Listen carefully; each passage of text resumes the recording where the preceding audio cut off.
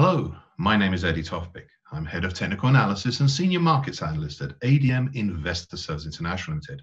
I'd like to offer you some foreign exchange charts. And the first chart I'd like to look at is the euro against the dollar.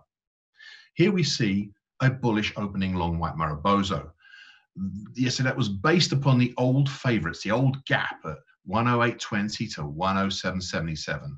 The market again punched up through, but this time closed over the combination of the neckline, which is currently at 108.60, of the March-based Cathedral Head and Shoulders top, plus the recent very late March-based downtrend currently at 108.47. Its rise was stopped for a second consecutive day by the very recent 50-cent Fibonacci line of 108.90. Today, we've dipped back down all the way down to the broken downtrend. However, we've also risen to test once again the special overhead, very recent 50-cent Fibonacci line at 108.90. Interesting days ahead as the market bounces between these supports and the resistance. Overall, we're coming to the cusp of the recent diamond pattern. It will be over, I think, in about a week and a half, 2 weeks, if not sooner. So keep a careful eye out for false breaks. Next chart I'd like to look at is cable, aka sterling against the US dollar. A bullish engulfing pattern yesterday, and an interesting one as well. Not because it was based around the previous session's indecisive spinning top. No, that was fairly easy to suspect. No, because it was the first proper close above the upper time, currently 123.89, of the recently drawn and also recently made bearish shift pitchfork for the March to April action. It's increasingly looking as if this new pitchfork doesn't work. So, one more close above the upper time and I'll retire it. Interestingly, the top side was capped once again by the short stroke medium moving average at 124.85, as it also is right now today. Keep an eye on that moving average. Beyond that, with the big behemoth that is the long moving average, currently at 126.55. The next chart to look at is euro against sterling. A small bullish white soldier yesterday, more akin to an indecisive spinning top action that was once again entangled by the neckline below, currently at 86.99, of the March to date potential head and shoulders top, and with both the long moving average, currently 87.24, and the short stroke medium moving average, currently 87.72, sitting right on top of it. Today we're doing the same again.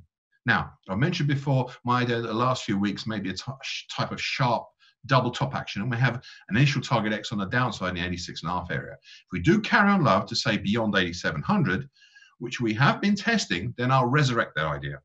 One final point. I've been trying to figure out why the market suddenly took a flyer on the upside Tuesday last week.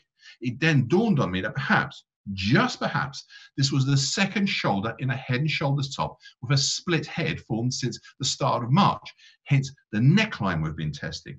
More on this should it develop. The next chart to look at is the US dollar against the Indian rupee. A bearish closing long black Mariboso yesterday, a direct result of the recent indecisive actions. The prior day's close just below the significant projected 50-cent Fibonacci line at 76.10 was the trigger. For the real twist was, though, the pattern was also a key reversal down. Today we've gapped lower already, down to levels not seen since late March, and in fairly free territory until the highs of Fibonacci congestion based around 74.57. The final chart to look at is the US dollar against the Brazilian real. A second bearish black crow yesterday, and also a big bearish closing long black Mariboso.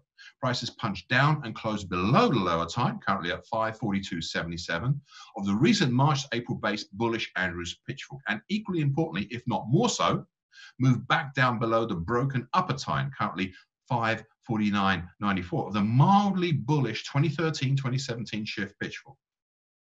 Finally, we also closed back below the significant high and Fibonacci base at 535.53. This action puts the whole recent April-based bullish action now into doubt. I continue personally to have suspicion about this market. I am not sure quite why yet, other than my decades of seeing such markets, but I suspect there may be some even more volatile action possible. Below now, we have the recent 50-cent Fibonacci line at 519.37 and some significant Fibonacci and other based congestion around the 506 to 507.25 area. That about wraps it up. So, in the meantime, good trading.